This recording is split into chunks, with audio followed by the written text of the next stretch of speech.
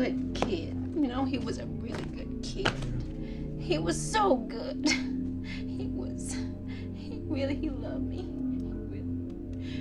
He really loved me. He was so fat. You saw how fat he was. I don't care what I brought in this house. He just eat it up. I don't care what it was I brought in here. He would eat his little ass off. You sound like a character, I guess. What's going on, everyone? Now, I've done a video about Monsters Ball coming up on a year ago, but as I was rewatching it, the phrase that I highlighted in the beginning of the clip, I wanted to kind of hone in on that. So we have a classic case of every child deserves a parent, but every parent doesn't deserve a child. She says, he really loved me. Now, for all the parents out there, would you say that if your child died? Would you say, that boy really loved me? Or that girl really loved me? Would you not say, I really love that boy? I really love that girl. But he really loved me. You notice theme between Letitia and Hank, and I've pointed this out before, is that both of them seemed very happy when their children passed away, when their children died. It seemed like a weight was lifted off their shoulders. And it seems like both of them had problems with not only, I guess, the child, but it's also implied, at least on Hank's part, it's implied that they have a problem with who they had their child with. Letitia's part, she had a child with a criminal, a murderer. I'm assuming he's a murderer because he was on death row. Hank, we don't know. I guess she was just I guess he just had resentment towards her. But maybe that comes from his father. Because you remember his father said, that woman was weak. She gave up on me.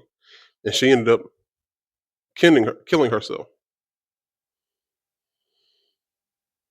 It's a strange thing. The parent versus child dynamic is a very strange thing. And I would argue that it's one of the most tumultuous relationships, even more so than I think marriage. Because with marriage, at least you chose that person.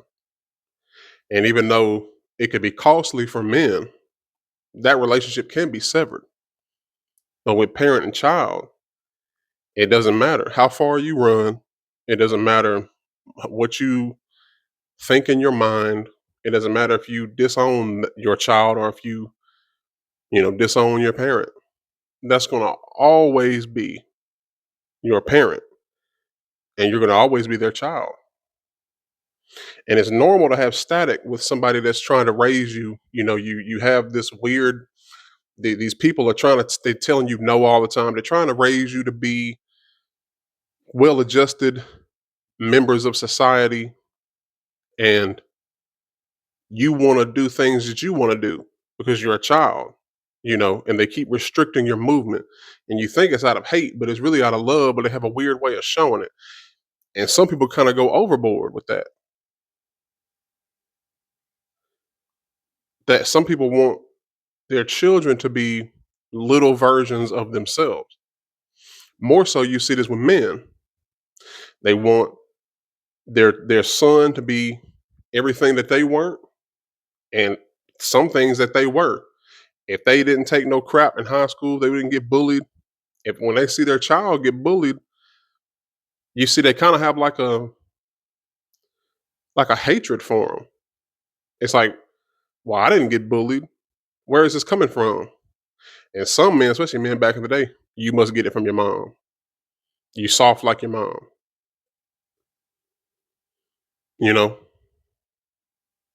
It's a strange dynamic, parent and child.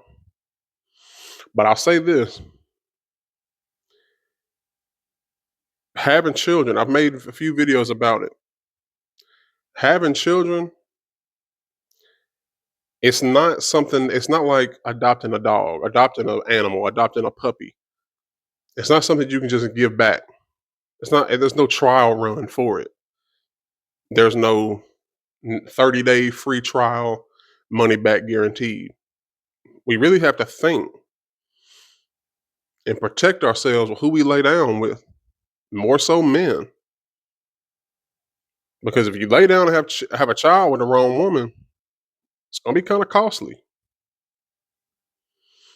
And women, you should be careful too, because the man you have your child with, that child needs that man.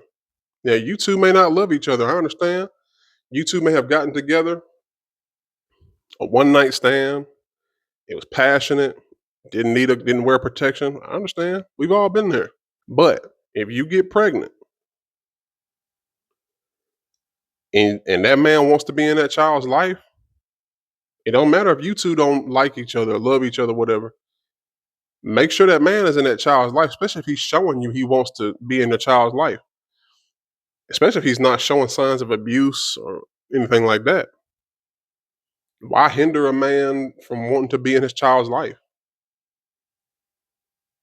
But ultimately, we have to be careful out here, because the more broken children we have, the farther away this world that we live in can become from being close to perfect, or close to being, we'll have less well-adjusted people in society. A lot of this stuff stems from home. Now, there's no such thing as perfection, you know, but what we can do is, you can, because everybody's going to have hangups. And you can have two-parent household. Your parents could be well off.